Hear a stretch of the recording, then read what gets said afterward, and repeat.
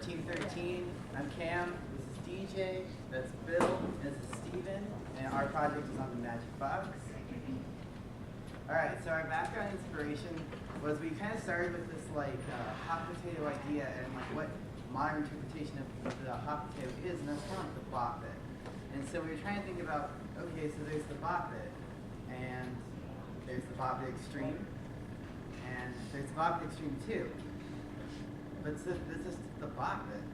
So there's no other toys out there that are anything similar to the bop it. And actually just recently, this is quarter 2 2016.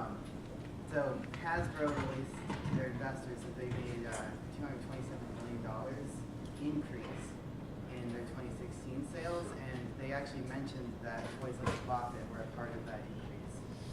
And so we were really looking for something that was going to be like the bop it and really just break into this market that's kind of dominated by it. Alright, so our toy is designed for ages 8 and up. This is because at 8 years old you start developing concrete operational skills. Our toy falls on the sensory challenge leg of the pyramid, but with our proposed modularity idea, which we'll discuss later, it'll actually bring us within the pyramid to cover all the points. Our toy is more toward the active side, but not quite as active as like a sport. You can play our toy alone as well as in teams, so stuck in the middle of the social development. Our toy does have strict rule play, and it's definitely more of a mental game. And we also kept it gender neutral. Okay, so I'm going to talk about how we play the toy and the game itself. So unlike Bop It, our challenges are slightly more sophisticated than the simple Bop It, Twist It, or Flick It. But they're not so challenging that a young child cannot complete them. The user has a certain time to complete 4 tasks per round. A failure of one of these tasks reboots the round and causes the player to restart. They have to redo any task that they may have completed on this round prior to the failure. The tasks can be attempted multiple times within the round given the time limit, and the score is incremented after each round is completed successfully. So what really makes this toy pretty neat is just the levels of competition that it brings. You can challenge yourself trying to beat your high score. You can play 1v1 or 5v5 with friends and family. So now we're going to talk about each side of the challenge in a little bit more detail. Great. First one is the combo lock. The combo lock is comprised of 4 different dials. Each light represents a combination, so the dials have to be either turned clockwise or counterclockwise. And once you hit that combination, that light will light up. Go on the next one, you can do it all over again kind of thing. You can do it 4 separate times. You want to do it as fast as possible. Okay, so this is the rotary phone. The rotary phone is a challenge only in speed. So when you're trying to do it fast, this is when it really comes into play. The idea is that you can only turn the dial a certain degree.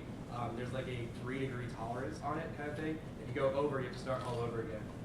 So you're going to have to rotate very slowly until you hit it, rotate all the way back like a rotary phone. You want to go out and back, out and back, out and back. You have to do it 5 times. So then we have the switch gate, which is comprised of 5 switches and 5 LEDs.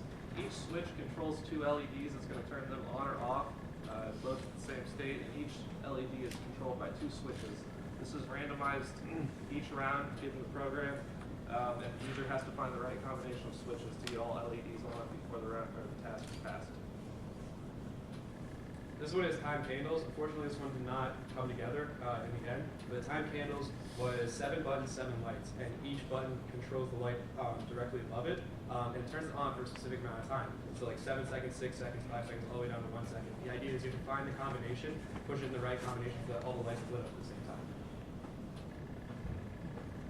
Alright, so as you can kind of tell, we 3D printed these joints. These joints are for, we planned to have the game, we plan to make the game modular. So in theory, in the future, there could be an infinite number of games that you could swap out. So that just kind of future-proofs the design as opposed to like Bop It right now. Like once you're done playing it, you're just kind of done. But you can swap out the games and keep playing as long as you want.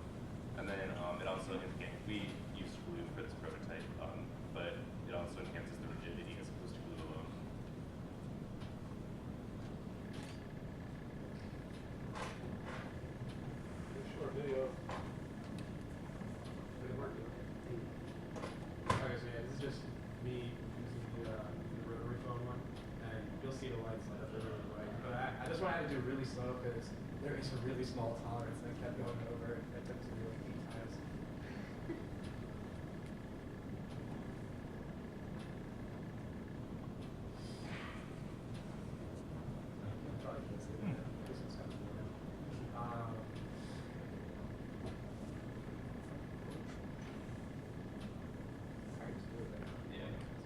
I'm gonna start with rotary phone, unfortunately. So, like, I'll go all the way out to, and you see that it lights up, and go all the way back. Same thing when I go over, when it's out. Can you skip forward and see the clock? Yeah, so the Arduino and the battery are located inside. Yeah, sorry. The Arduino, we used an Arduino Mega instead of an Arduino Uno because the Arduino Uno does not have enough outputs for all the LEDs and sensors in it. And it's all powered by one 9-volt battery. Okay, so this is the switch game. And as you can see, each one that you switch control, it switches the state between it. It doesn't turn on or it doesn't turn off. And so the idea is that it's going to be a random pattern each time, and that you have to figure out using the switches which ones control which one. That one's pretty quick, but it also, there's pretty much no rhyme or reason to it. So this is the battle game. Unfortunately, right now, 2 of the potentiometers broke off inside during soldering and manufacturing. So only 2 of the dials now work. But in this video, we had all 4 working. The idea is, this one's quick. You just have to like basically get lucky, turn really fast.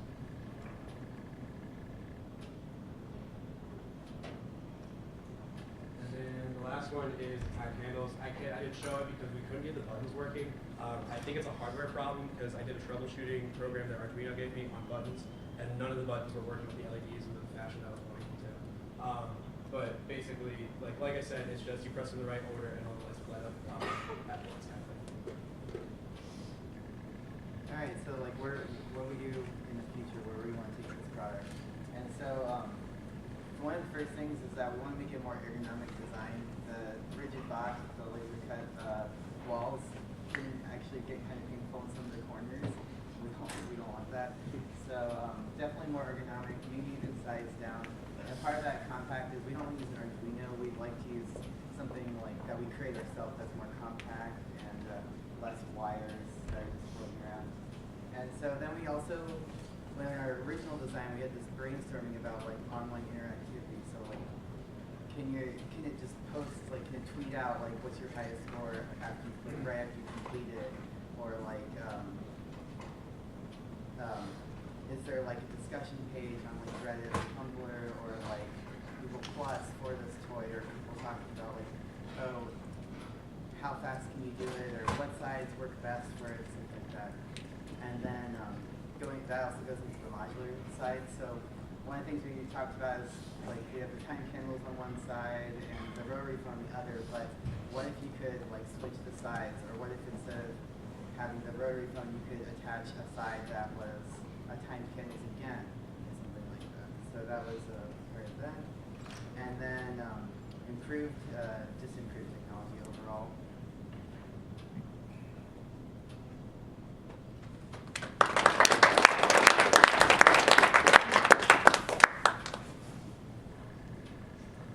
Is there anything stopping you from pressing all 7 of the camera buttons at once? That's a good point. I would have to program that in. I guess no, there isn't, but they're also pretty hard to all press at once. I mean, they're pretty far. Just curious, how do you randomize it each time? How do we come up with a new? I hard-coded the demo, but there is a code in Arduino to randomize it. But just for the demo's sake, so that I can do it as quickly as possible, I have hard-code values for every couple.